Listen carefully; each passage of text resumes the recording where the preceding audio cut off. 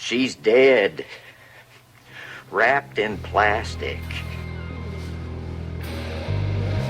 Welcome to the Twin Peaks podcast.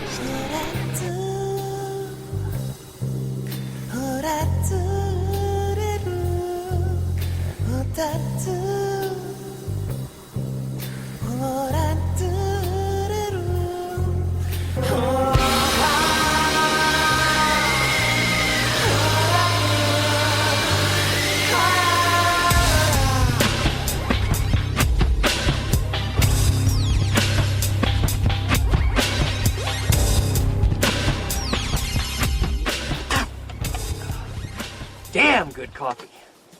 And hot. Would everyone please take a seat? Welcome everybody to episode 2 of the Twin Peaks podcast. Yeah, this is our second episode, but we're reviewing, depending on where you're getting your episodes, we might be reviewing a different episode. My DVDs that I'm using have the pilot listed as its own thing, and then the first episode of the series proper is episode 1. But if you're going What? Yeah. But if huh? But pilot means 1. You can't. I don't know. On my DVDs it's 0. Oh, that's horrible. Yeah. No. And then on iTunes, yeah, the pilot is episode 1. So Yes. I started with naming our first episode review of episode 0, the pilot. So I guess we have to continue like that. I'm in protest. I don't know. That's what's on my DVDs. That's what I was brought up with. Your DVDs are filled with lies. I guess we should introduce ourselves. I'm Matt. I'm Melanie. I'm Brad. I'm still in protest. And I'm Caitlin. We should probably mention that we're married to the audience. All right, we are married to the audience. That's not what I meant. Yeah, Mel and I are a couple. That would be why I bit her head off when she crushed on Agent Cooper last episode. Just thought he should explain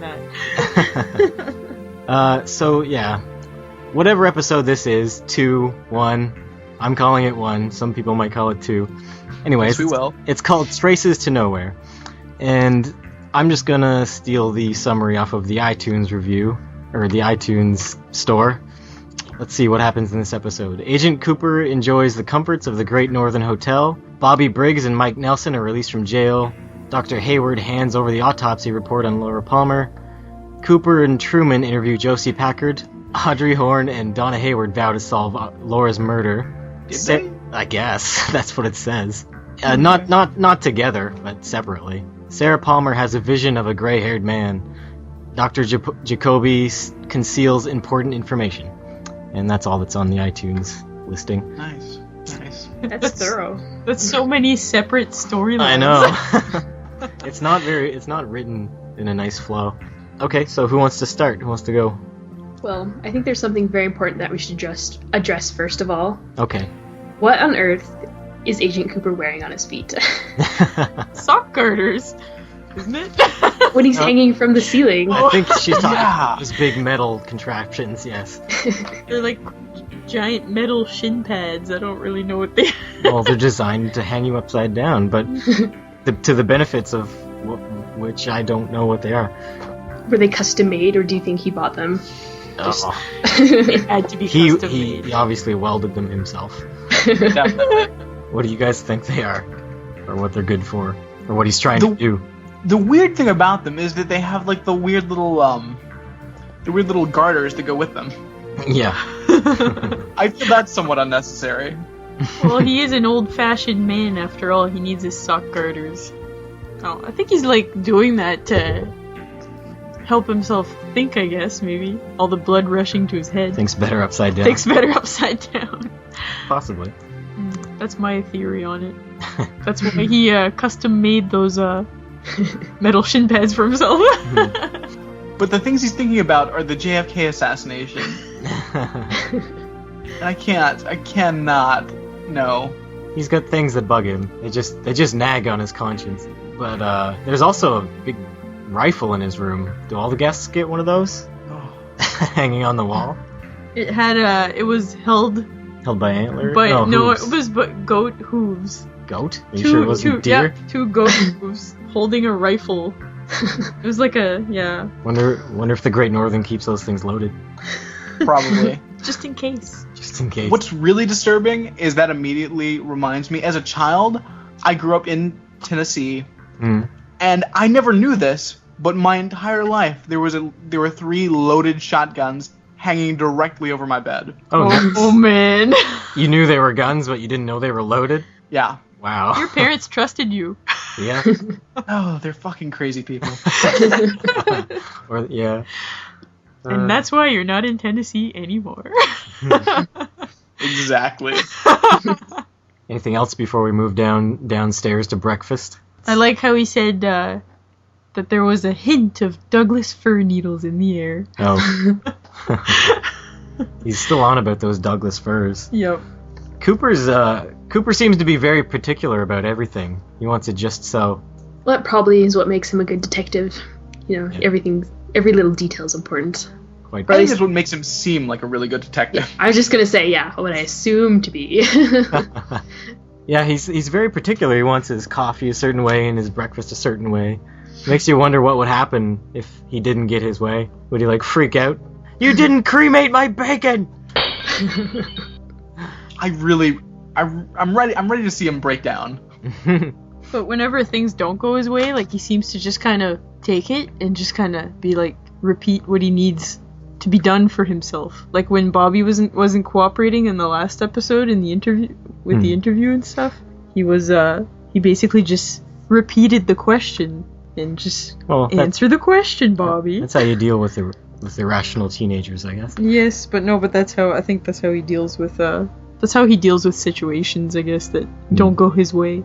Yeah. Freshly squeezed grapefruits. How did you guys like Audrey's grapefruits? She's my favorite character, by far. Yeah. Therefore, you like her grapefruits. I'm a fan. I find I'm much more entertained by her this episode. I'm growing to like her. Did you like her hair better in this episode?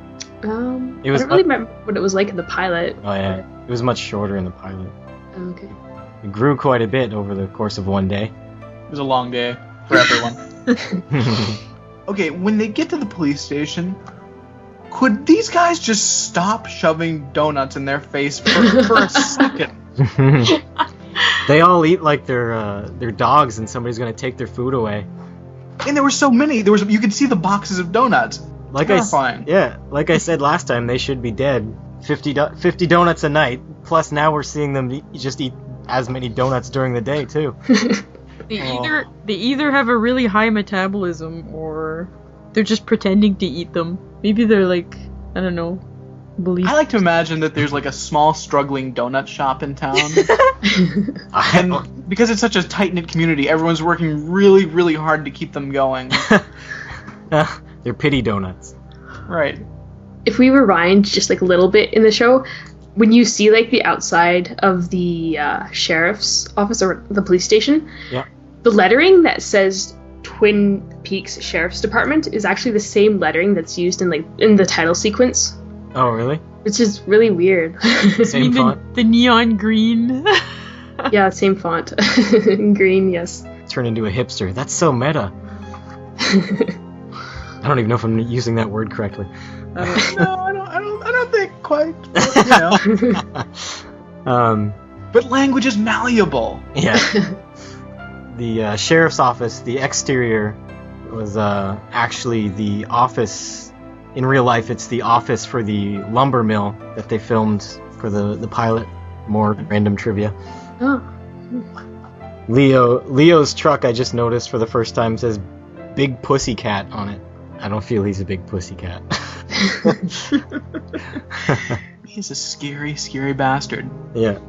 Anything else? You guys have anything about the scenes with Shelley and Leo? I love that their house is really more of a theoretical wisp of a feasible house. Mm-hmm. How so? There's the fact that all the walls seem to be in progress. Yeah. Did you notice how much plastic wrap is around his house? Yeah. Ugh. He's like building his own Dexter killing room. Yeah. I also like how the washing machine is outdoors. You don't see that from around these parts. You don't see that anywhere. No, anywhere except for California. Where it was filmed. Where it was filmed. Yeah. Well, you know what? You definitely don't see people leaving the washing detergent on top of the washer outdoors. No. Yeah. Nobody would leave their washing machine outside in the Pacific Northwest where it's gonna rain every second day. Oh, where do you think the blood came from?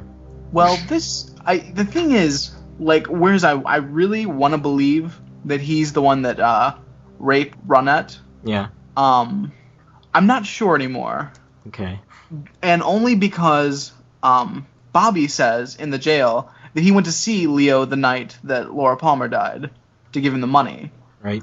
Which has thrown me into complete fits, because the next morning was when Bobby went to Leo's place to have sex with Shelley. Yeah. And didn't know he was in town. Yeah. So now everything's conspiracy theory for me. True. Anything, Caitlin? I think I don't know, Shelley and Leo just have a really interesting relationship. Mm-hmm. Because Shelley is obviously so afraid of him, though she tries not to let him know it. And why does she have this relationship behind his back with Bobby? Yeah. Because he's such a tyrant that she can't expect anything good from that. She's just tempting fate there. She can't help herself. Bobby is too good looking. You mean Bopper? Bopper, yeah. Who calls him Bopper again? Mike. Oh, yeah. Bopper. Yeah, and he calls Mike Snake, does he? Or? Yeah, that's a good nickname for Mike. It's a mean, shows him as a mean guy, but Bopper, that's just a little too fluffy. Yeah. I feel like Mike got a lot smarter in this episode. James being interrogated by Cooper. He has a flashback portraying how incredibly corny and douchey he is. James, guess why I'm so happy today? Because your skin is so soft and you smell so good. Yes, that's it. That's exactly why I'm so happy. Probably one of the worst lines I've ever heard. So are we to believe that James has brain damage? Because I think so. he is a bit slow. Yeah.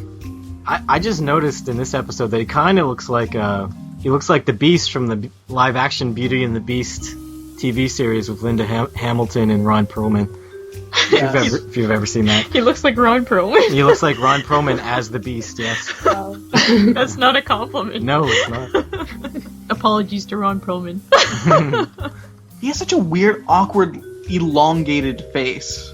What'd you say It's last unfortunate. week? Yeah, unfortunate face, yes. Yeah. He just looks like he's always constantly sucking on the lemon. Yeah. James does seem to be honest though when he's being interrogated. It kind of seemed though he waited that until he knew they knew for sure. Like Yeah. they showed the video and then he pretty much saw that he couldn't deny anything, so he just went with it. Yeah. He still didn't tell them about the necklace though.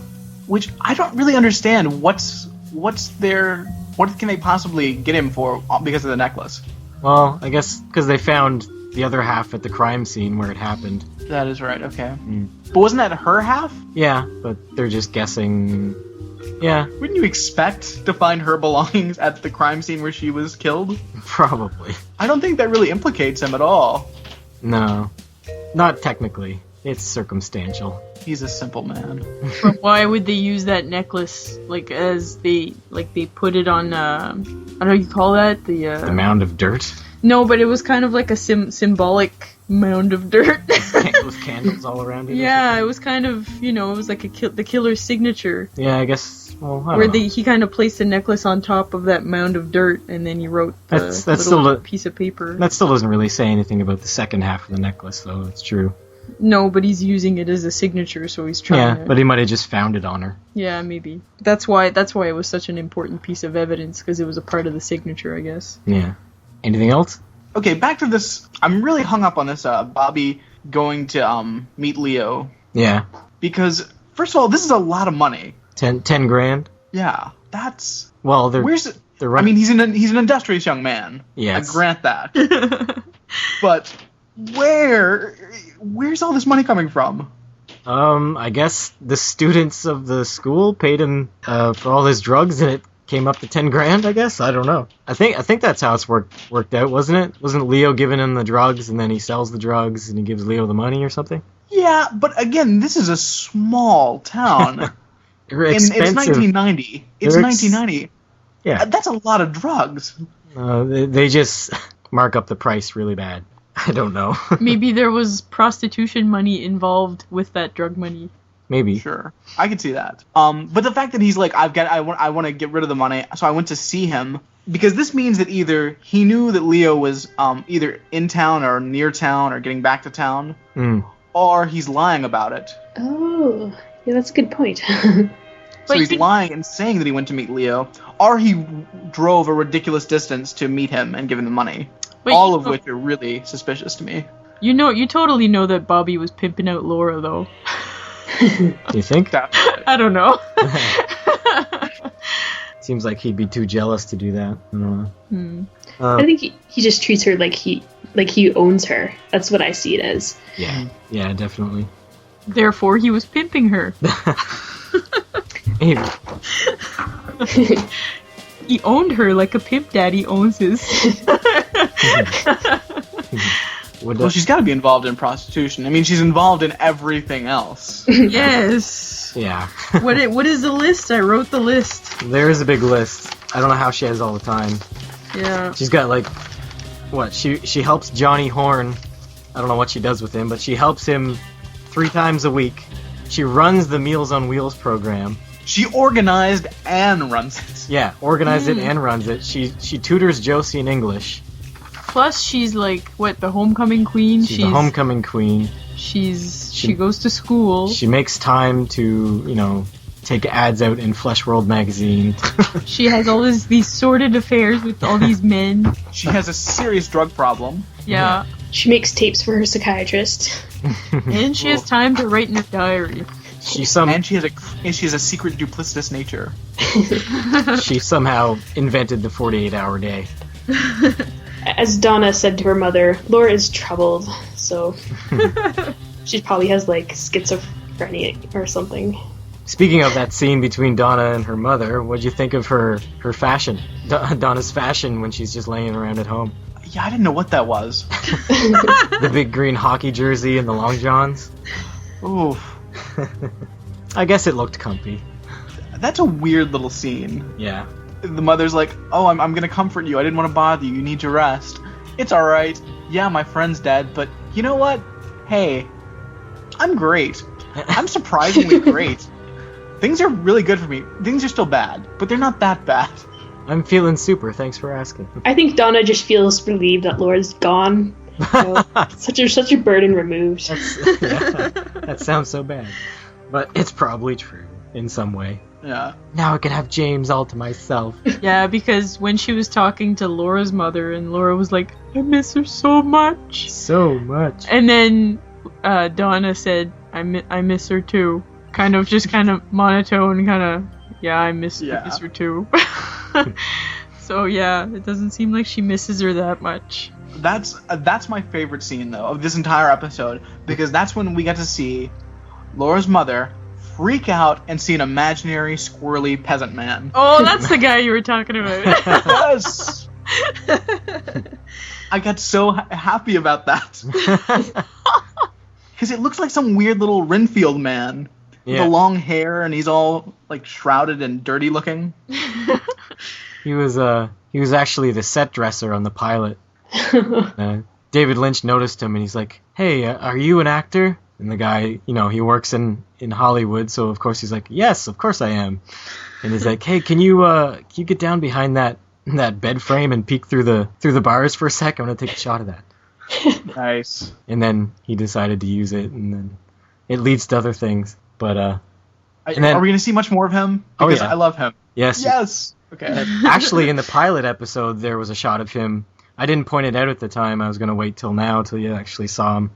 But in the very last shot of the pilot, when Sarah Palmer sits up on the couch and she sees the vision or whatever of the hand, if you look in the mirror behind her, you can see that guy in the mirror. Squirrely Peasant the man. squirrely peasant man is in the mirror, but Oh. that was a mistake. But Wonderful. But Oh. David Lynch just saw that as, wow, that just, that confirms that I should use this guy to be creepy in my series. It is a sign. Nice. Squirrely Peasant Man is officially my favorite character. Done. Yeah, he'll show up more. What do you think the deal is with that? What do you think that means, or who he is, or what is it? What's going on there? No clue. There's no way. I think he's just representative of something, not an actual character, but Mm-hmm. maybe of some devious plot or something. Okay. Oh, when Ed is going to pick up James at the police station, Yeah. and he's talking to the sheriff about how he thinks he was drugged. Yeah. Now, was he drugged, or was he just trying to save face? Because looking at that fight scene, I think he just got punched. Yeah. And he's very sure to mention that Jacques Renault was the bartender. Mm. Well, Maybe he has something against him. yeah. Well, he mentions that he was on a stakeout, so it kind of implies that he's working for Harry. He's not a deputy or anything. He's just working for him. And actually, him and Ed, I think it's Ed, and Deputy Hawk at one point, they give each other like some sort of little signal, some little hand signal where they like wipe a finger down one side of their face. Not sure what that means. Single tear. No, not a single tear. Crying on the inside. Me too, buddy. Me too. Nadine's still going insane over drapes. Yeah, she is. That was a really awkward encounter. Really awkward. You still like that character? Oh, definitely. The weirder they are, the better. Of course. I just like the, do you know what I thought of when I was waiting for my husband to be released from intensive care? Cotton balls! Weren't we all? Weren't we all? Everybody needs their coping mechanisms. That's Yeah. right. Everybody has something different. Oh, inside that general store, why does that train, that model train takes up like, I would guess at least 33% of the entire store. It's huge. It's probably the same law that the ceramic figurines upheld. Yeah. There has to be this many ceramic figurines in your house at all times if you live in Twin Peaks. Did you notice any more of those, Brad? I was on the lookout. I didn't catch any.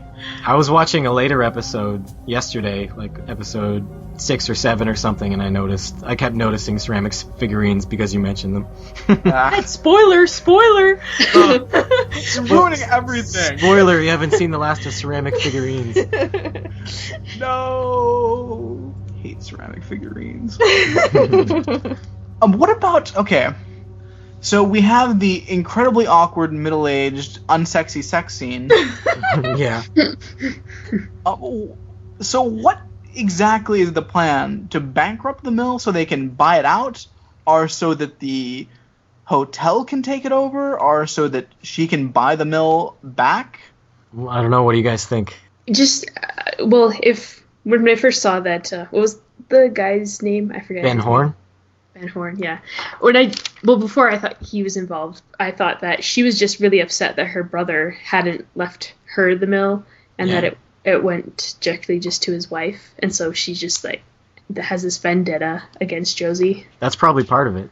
Definitely. I don't even know if I'm still clear on what the exact plan is, but yeah, Ben Horn does want the land for his Ghostwood estates, and Catherine Martell seems like she's going to help him, but what she gets out of it, don't know. Maybe he's going to pay her some money. I'm not sure. Maybe it's a joint venture. Maybe. It gets even more complicated later. She'll probably leave her husband to go off with Van Horn once the mill gets shut down. But when Catherine was talking to Josie on the phone, and she was like, I think deliberately using big words and like shenanigans. Yeah. To intimidate Josie or whatever. And then she calls, when she's referring to her brother, she says, Brother Andrew. And it's just really weird. It's very formal. Almost as if she's like deifying her brother. Yeah.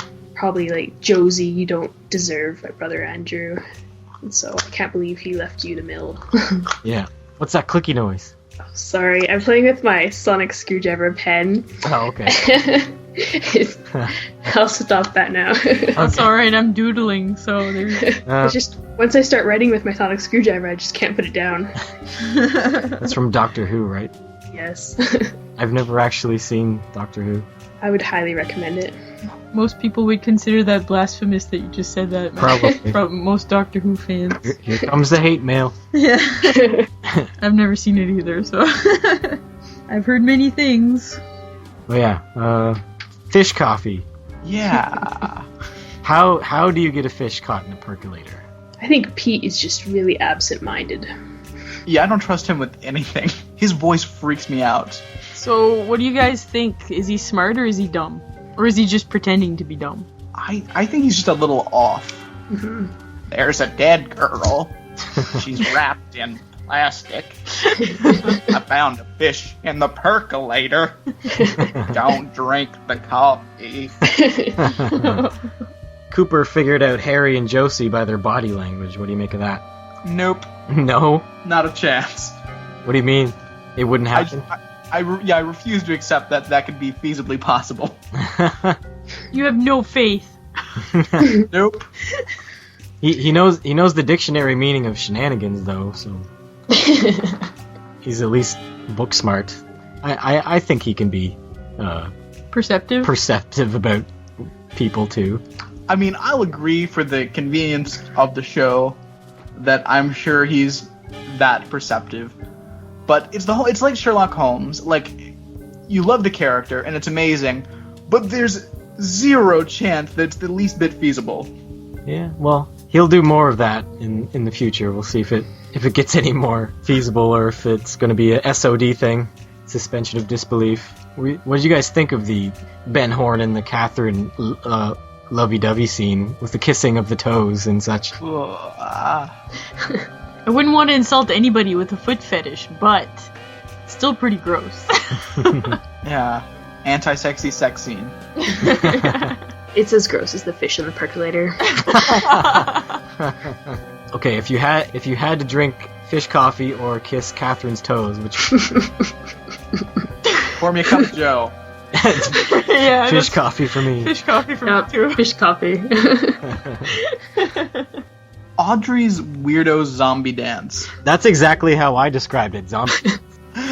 It's like, I don't know if they had the music when they were filming, but it's so bizarre. Yeah, it is. And that piece of music is very bizarre. That's my least favorite piece of music in the entire soundtrack. I don't know what it is, but the instruments just sound so bad and fake. It's just like... I'm kind of digging that music. Yeah. When I went watch the episode the second time around, I was loving it by the end. So it was... Well, I like most of the soundtrack, but that one piece. I like it just because it shows how crazy, well, not crazy, but how off Audrey is. That she loves She's that. just a little off. Wonky. Yeah, that music. wonky piece of music. Yeah. It's like what she was saying to Agent Cooper earlier at the beginning of the episode, when she's talking about her brother. He's got emotional problems. It runs in the family. Yes, exactly. He's 27 in grade 3. Did Donna's sister get happy dazed? I think she does show up at least once or twice more, but yeah. Nice. She does disappear. Awesome. Eventually. I love James goes over there and they don't even have a place for her. They're not even. She's not going to be there. Yeah, that's true. I didn't think of that. Yeah, she's grounded For the next 2 years. I would like to mention Josie's use of the English language. On top of the morning to you, Pete. And Pete, I want to thank you for standing up to me with Catherine. Yeah. And such. That's why she needed Laura. But now Laura's not around. She's gonna just spiral into nonsensical words and... But was Laura doing a good job in the first place if she was not able to? She taught her wrong as a joke. Yes. Oh yeah, Ronette's parents. They were wearing matching plaid.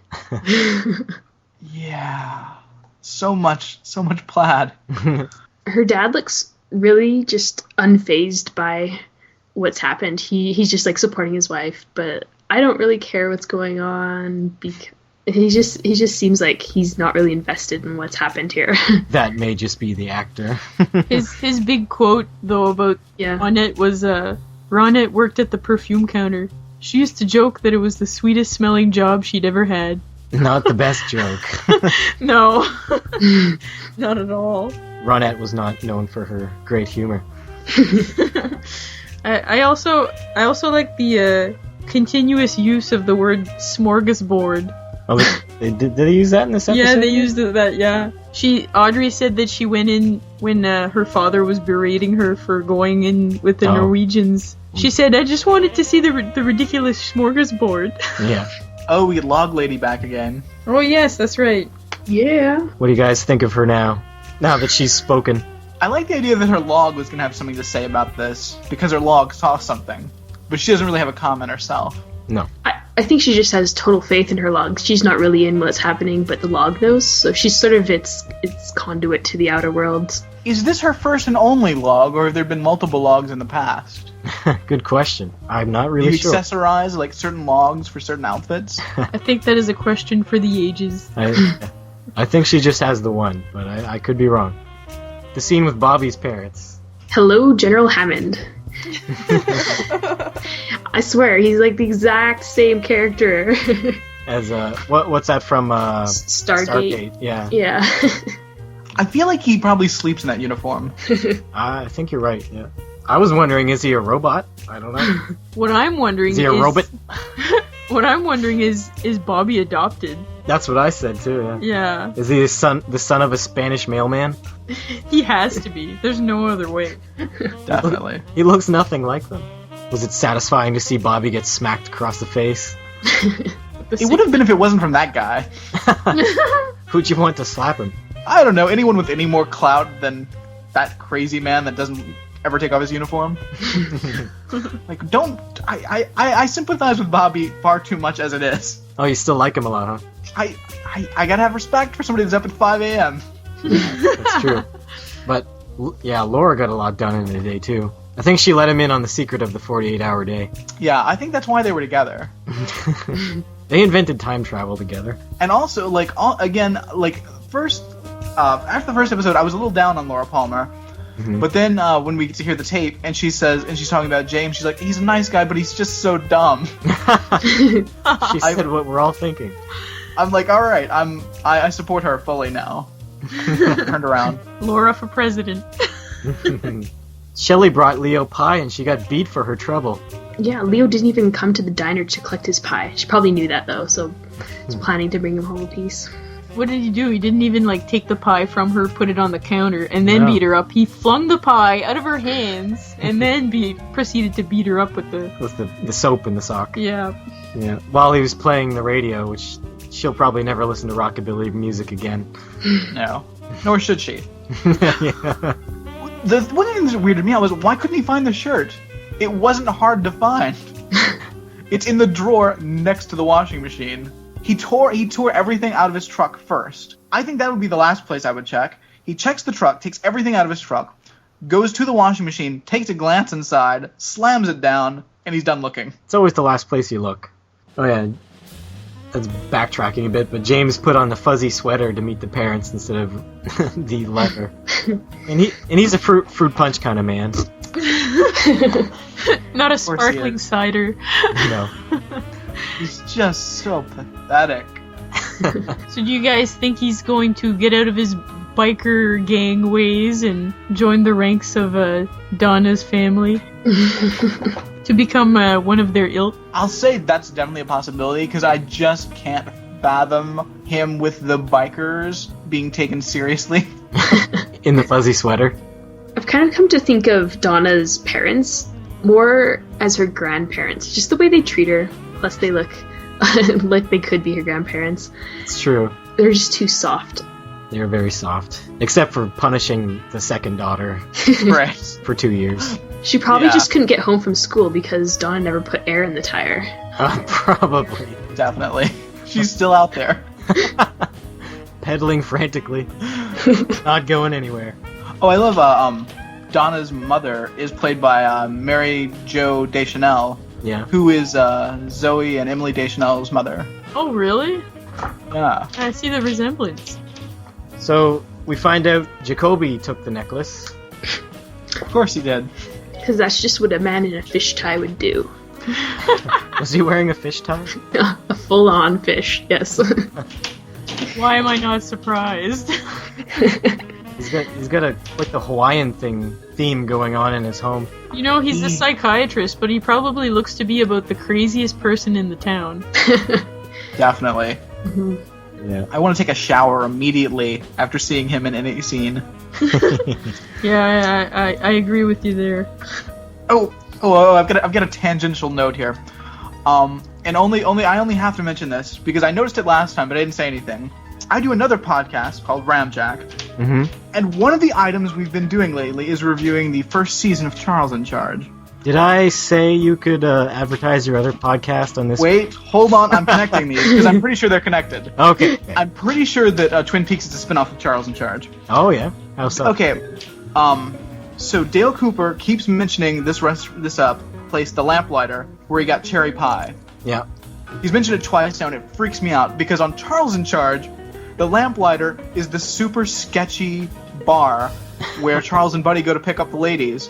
Nice. And I can only imagine that these are completely connected. I think you're onto something. That's pretty. So I'll be keeping an eye on Charles in Charge to find connections to Twin Peaks. There might be clues on how to solve Laura's murder in Charles in Charge. Scott Baio killed Laura Palmer. That is a possibility. At the beginning of the episode, I would like to note the Canadian toque. There's a guy behind Agent Cooper. Yeah. It's just really noticeable, I thought. He has a red toque on with white lettering that says Canada. Really? I didn't notice it. I didn't notice it either. Is it when he's eating breakfast? Yeah. Oh. Well, yeah, they're right on the Canadian border in the show, so... Mm-hmm. I guess some people would migrate across now and then. Yes. The Great Northern is also host to many nationalities. Yeah. There's people stopping by from all over the place. Norwegians, for example. Yes. Right. I'm super disturbed that those Norwegians got out of town without being questioned at all. Yeah, they dropped in, killed Laura Palmer, and then hightailed it out of there. I mean, I understand that it's a television show and you have to forgive some things, but a lot of people come in from another country, someone dies, and they immediately all leave. And they were partying the whole time. They were all a bunch of drunks. Does Josie Packard live in the same house as the Martells? Yep, they're one big happy family. It's a little weird. Yeah. Creepy. Yeah, I guess Catherine just... maybe she kind of does idolize her brother in the wrong way, living with him that whole time. Or maybe she moved in after. I don't know. Seems like they'd probably live that way the whole time. Alright, I guess a tiny bit of trivia, not too much. This episode was directed by Dwayne Dunham. He edited the pilot of the show, and at the same time, or between doing the pilot and the first episode of the series, David Lynch did his film Wild at Heart, and he wanted Dwayne to edit it, and Dwayne said he would do it if he could direct an episode of Twin Peaks. So he let him do that, and this is his first time directing anything, so he directed this. Yeah, so this episode was filmed, I don't know, I think it was like 6 months or so after the pilot, so the actors were kind of rusty on their characters, so it really helped them to have Dwayne Dunham there, who had just finished editing the pilot, to be there to kind of remind them, what happened and how their characters acted and stuff. He was basically a walking Twin Peaks encyclopedia. For the episodes where David Lynch and Mark Frost wrote together, I guess Frost would write the dialogue for the dialogue and the actions for the more straight-laced characters like Ben Horne. David Lynch would write anything for the quirky characters like Agent Cooper, because David Lynch is kind of quirky, so he draws on that on himself to write those kind of weird characters. I don't know if you've ever seen David Lynch, but he's pretty weird sometimes. Do you guys have ratings for this episode? This is it's not my favorite episode, but it's right up there with the best episodes, so I'm gonna give it 10 out of 10 freshly squeezed grapefruits as Audrey comes walking in. Anyone else? You're not gonna rate again, are you, Mel? I can go with your rating. I'm alright with 10 out of 10. I'm alright with grapefruits. You stealing my grapefruits? Yeah, I'm alright with that. 10 out of 10? I guess so. Well, be honest.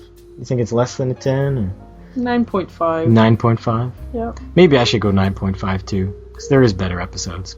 I'll go 8 out of 10 cotton balls. So you like the pilot more than this one, huh? Well, I think the pilot, purely as what they were intending to get out of it, I think they accomplished a lot. Yeah. Whereas I don't think, as a second episode, I feel they could have pushed more. Yeah. Maybe I just like it because you really get to know Agent Cooper in this one, and you get to know his quirkiness and his intricacies, and yeah. I don't know. I really like it. I just think, from a pure structural point, I think they could have done more in it. Yeah, okay. Revised, yes. 9.5. And I'm going to give it 9 ridiculous smorgasbords out of 10. Yes. Yeah, I think there's room to grow, but it was... Watching it the second time around, I was pretty satisfied with the episode. I thought it was really enjoyable. Had enough weirdness and quirkiness. Have you guys both watched the one after this? Yes. Yes. Yeah, okay. I'm excited to talk about that one. You guys have any quotes? Yes. I'll go with, Diane, it struck me again earlier this morning. There are 2 things that continue to trouble me, and I'm not just speaking as agent of the Bureau, but also as a human being. What really went on between Marilyn Monroe and the Kennedys, and who really pulled the trigger on JFK? That's a really good one. You do know what shenanigans are, don't you? The exchange between Harry and Cooper at the cafe. Cooper observes, "Log lady, can I ask her about her log?" Harry says, "Many have." Many have. Well, I really have to urinate. Any runners up? I have one. Man, oh man, you must have the metabolism of a bumblebee. Oh, I like this one. I talked about it earlier, but I know I should be sad, and I am. Part of me is. But it's like I'm having the most beautiful dream. And the most terrible nightmare all at once. I think that is equal to the exchange between James and Laura. Yeah. Defo. What was that quote again? Because your skin is so soft and you smell so nice. James is a douche. The lamplighter Inn. They've got a cherry pie that'll kill ya. I also like Dale with his mouth full.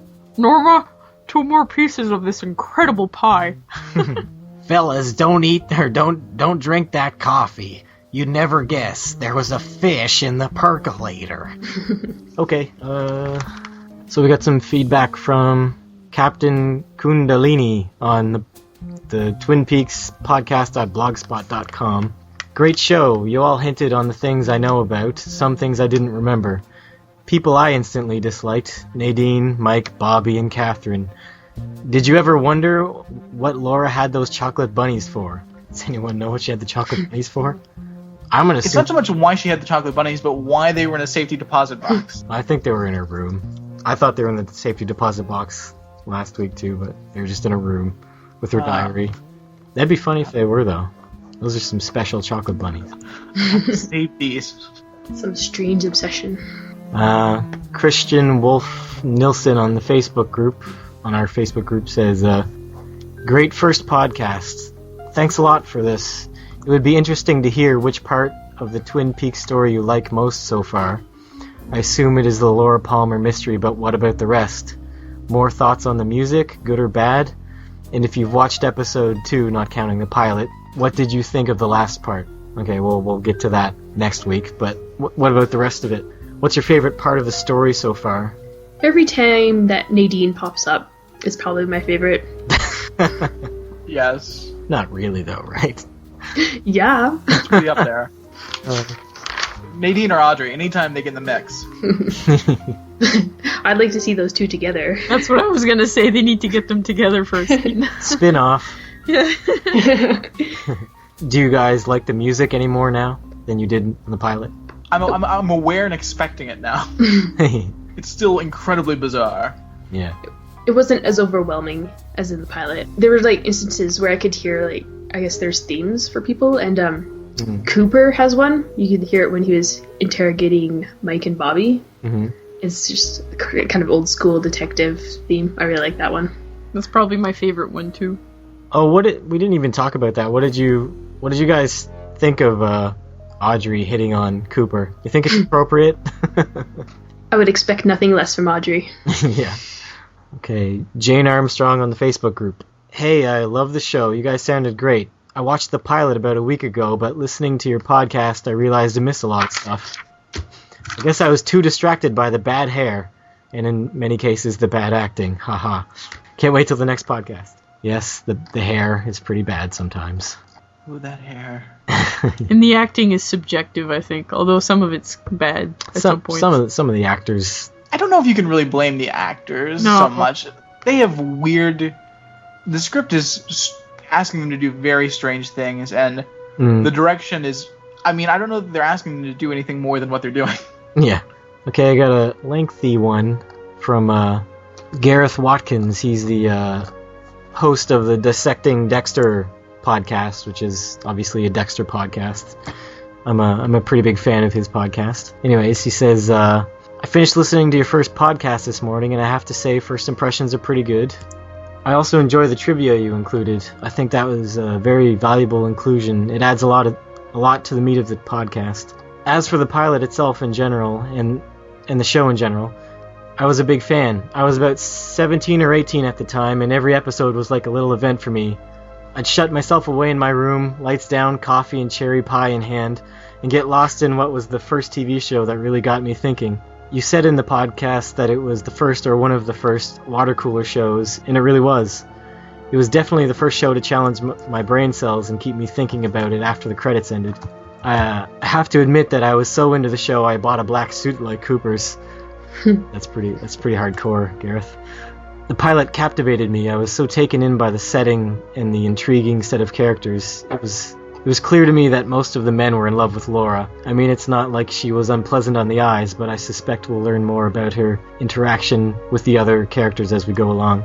I did find the crying in nearly every scene a bit tough to get through. It can't have been much fun for the actors. I'd say it was a bit harrowing to watch. You mentioned in the podcast about Leland Palmer going to pieces. I think to be fair to him, he had just lost his daughter, but it did seem, in the first scene that we saw with him, that he was expecting the worst news. Best bit of the episode, the introduction to Agent Dale Cooper, one of my favorite ever TV characters.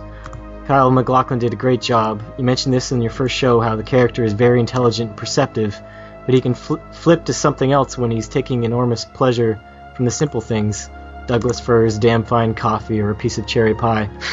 Maybe this is something he's learned in his time as an agent, to take pleasure from the simple things in life, when he's surely seen a lot of traumatic things. Something to help keep him sane. I really like that about him.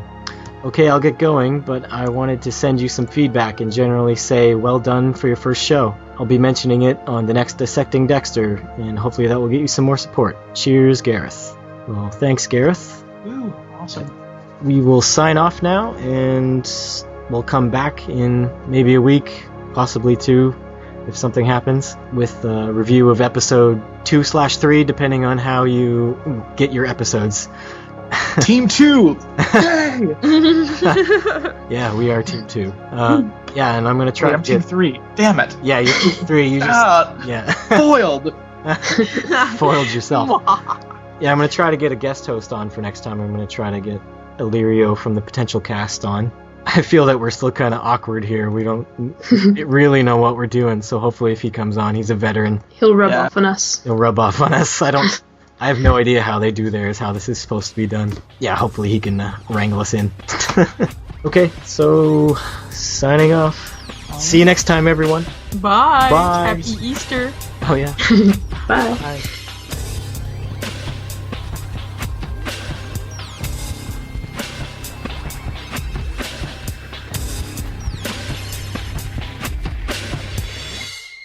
Thanks for listening. Check us out on twitter.com/TwinPeaksCast. Search for the Twin Peaks Podcast group on Facebook. And visit us on twinpeakspodcast.blogspot.com. Email us your feedback at twinpeakspodcast@gmail.com.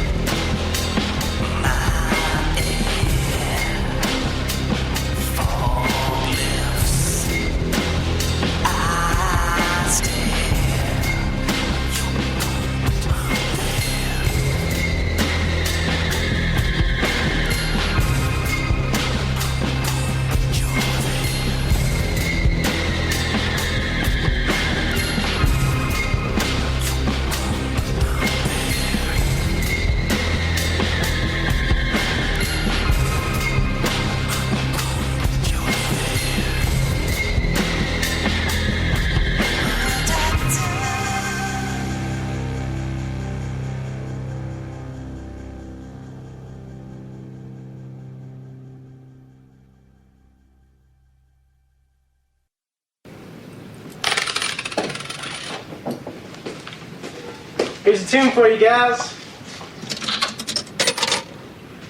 Okay. Don't do anything I wouldn't do.